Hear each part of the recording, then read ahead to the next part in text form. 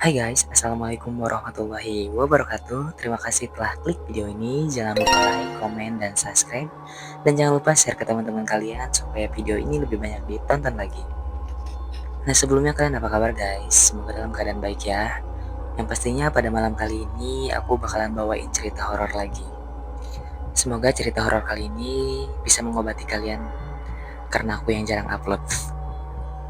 Karena emang beberapa hari belakangan lagi nggak ada cerita banget nih, cerita horor buat aku upload gitu. Makanya agak jarang nih aku buat uploadnya. Pada malam kali ini aku bakalan ceritain horor tentang arwah ibuku. Cerita ini dialami oleh Nisa dan Rara adiknya. Kejadian ini dialami pada tahun 2015, di mana saat Nisa ini berusia 15 tahun dan Rara adiknya berusia 13 tahun. Jadi jarak Rara ke Nisa ini itu cuma beda 3 tahun gitu loh. Dan mereka sekolah di tempat yang sama. Mereka masih SMP lah pada kejadian ini. Nah jadi pada saat itu si Nisa ini dengar kabar bahwa ibunya telah meninggal dunia. Ngedengar itu si Nisa langsung pergi ngampirin adiknya untuk segera pulang ke rumah. Udah tuh setelah manggil adiknya si Rara ini, mereka langsung buru-buru pergi ke rumah untuk bertemu dengan ibunya untuk terakhir kalinya. Pokoknya kata si Nisa ini di sepanjang jalan tuh dia nangis, apalagi si Rara adiknya, pokoknya nggak berhenti nangis gitu loh mereka berdua di jalan ini. Karena yang mereka tahu ibunya tuh nggak punya riwayat sakit gitu loh. Emang kayak beberapa hari ini ibunya itu kayak sakit ya, cuman kadang di malam hari paginya sembuh gitu. Jadi kayak nggak sakit yang sampai apa ya fatal banget. Jadi kayak sakit biasa kayak meriang atau apa gitu. Nah tibalah di rumah, si Nisa dan si Rara ini shock banget ngelihat ibunya yang sedang dikafani. Di situ si Nisa shock banget kayak sedih banget lah ya ngelihat ibunya yang udah nggak ada. Apalagi adiknya si Rara ini nih, maksudnya adiknya si Nisa ini, si Rara gitu.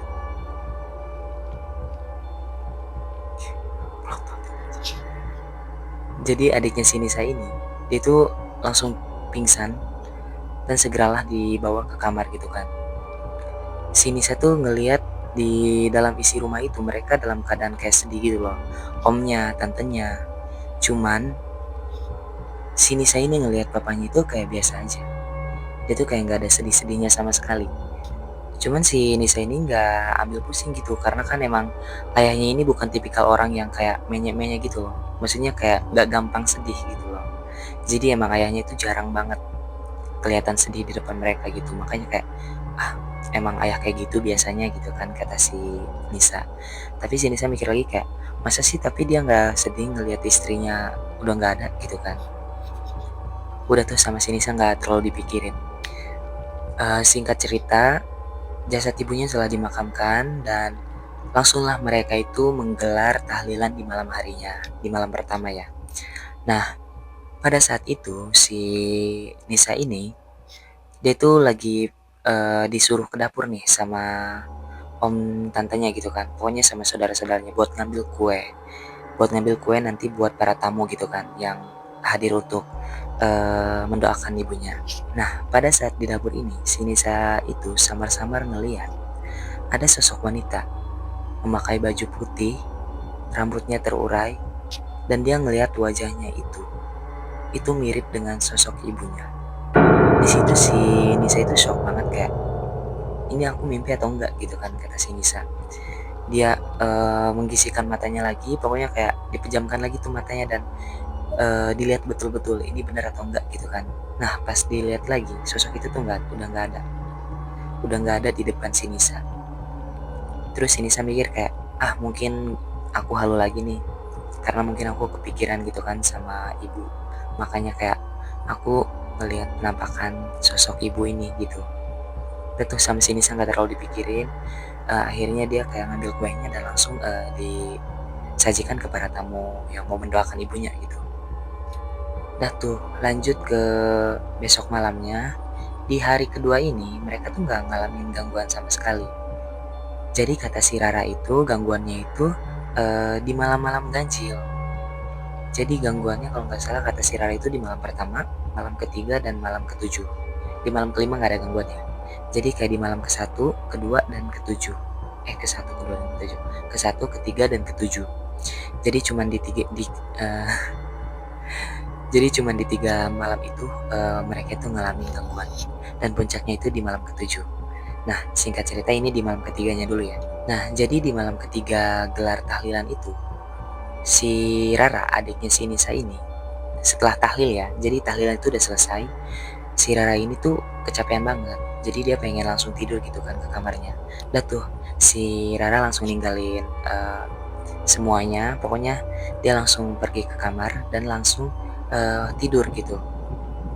Nah, setelah si Rara ini tidur, dia tuh ngerasa di kepalanya tuh ada yang ngelus, Bayangin sama kalian, ada yang ngelus.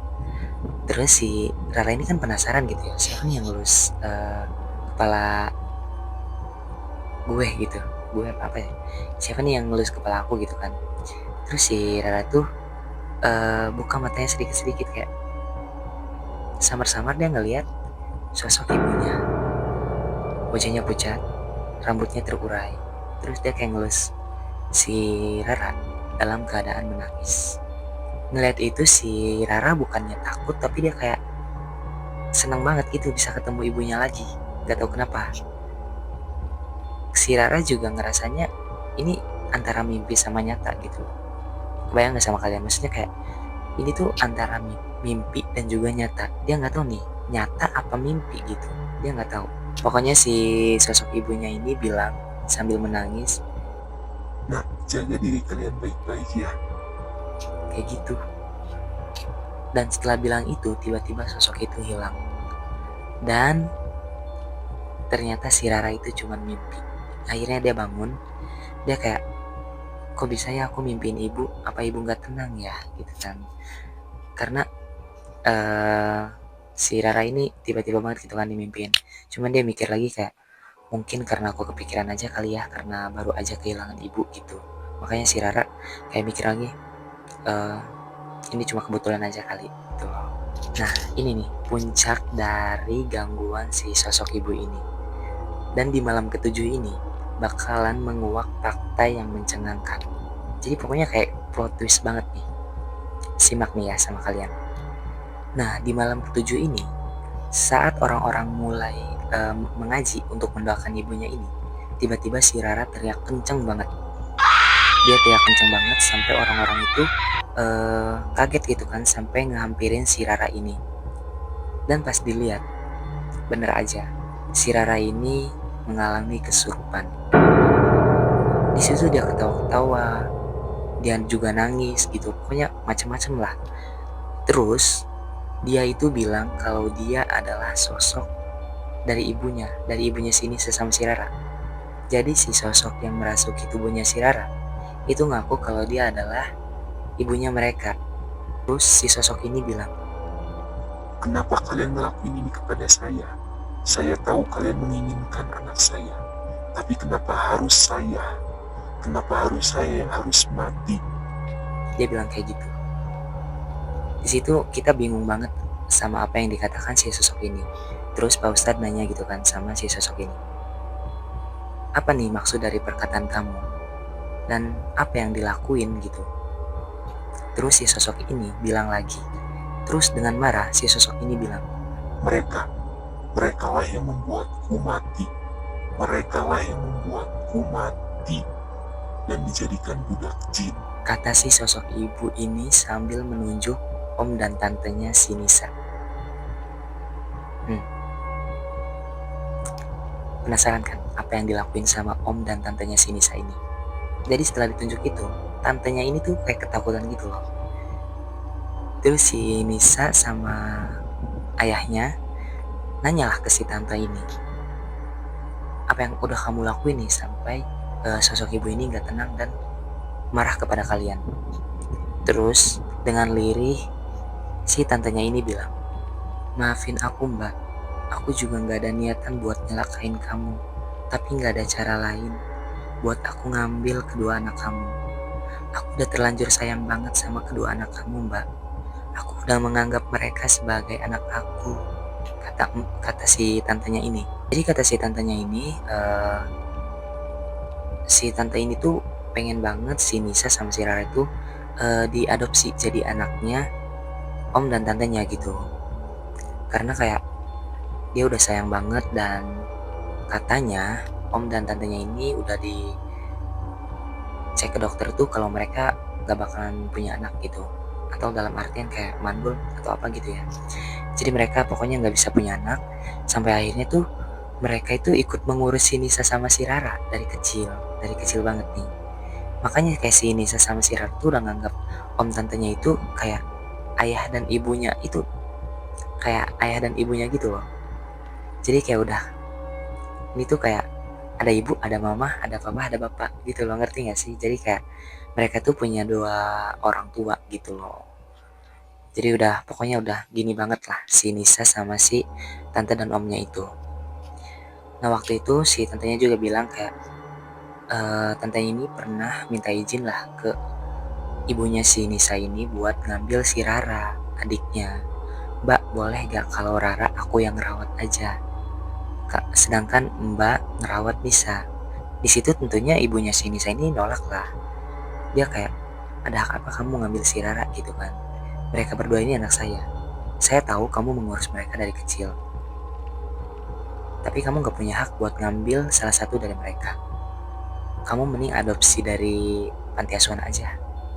Jadi si tantenya itu ngerasa sakit hati lah sama omongan ibunya si Nisa ini. Dia ngerasa kayak pengorbanan dia selama ini buat ngerawat mereka berdua tuh kayak gak dianggap sama ibunya si Nisa ini.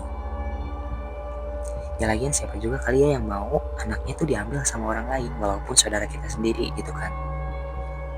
Nah makanya dari sakit hati itu si tantenya ini ngadu lah ke suaminya atau ke si omnya si Nisa gitu kan.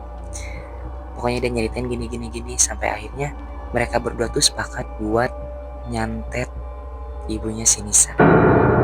Itu kenapa tadi si sosok ibunya itu bilang kalau dia dijadikan budak jin, karena dia disantet gitu kan matinya, bukan karena kayak mati gimana gitu. Pokoknya pakai ilmu hitam lah sampai ibunya ini meninggal gitu kan. Dengar itu si Nisa itu kayak shock banget. Dia tuh kayak nggak nyangka kalau om dan tantenya itu ngelakuin hal itu kepada ibunya gitu kan. Di situ juga ayahnya langsung marah banget nih sama mereka berdua. Kayak kenapa kalian ngelakuin itu kepada istri saya? Udah tuh, akhirnya dilerai kan. Tadinya kan ayah tuh marah banget, pokoknya kayak udah pengen mukul banget gitu sama dua orang ini. Terus dilerai tuh kan sama Pak Ustadz.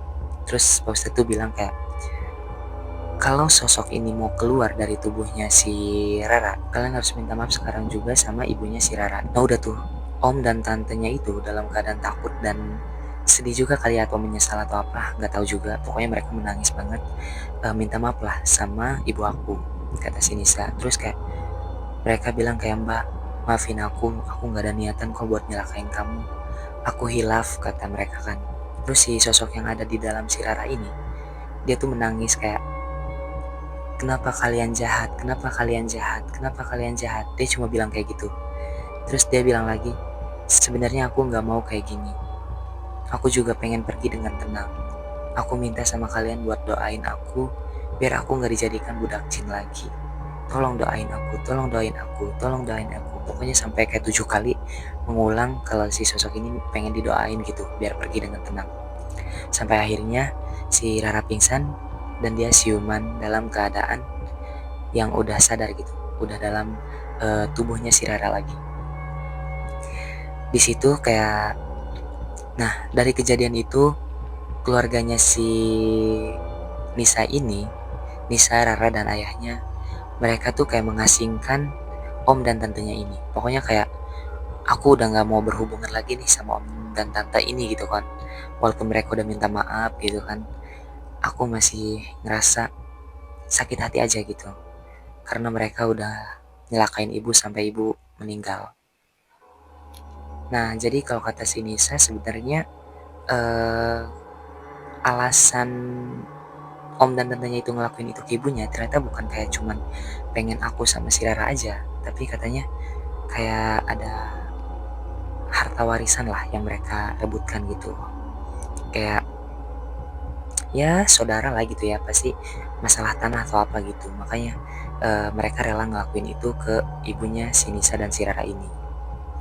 Jadi gitu aja cerita malam kali ini, cukup singkat dan lumayan agak sedih sih.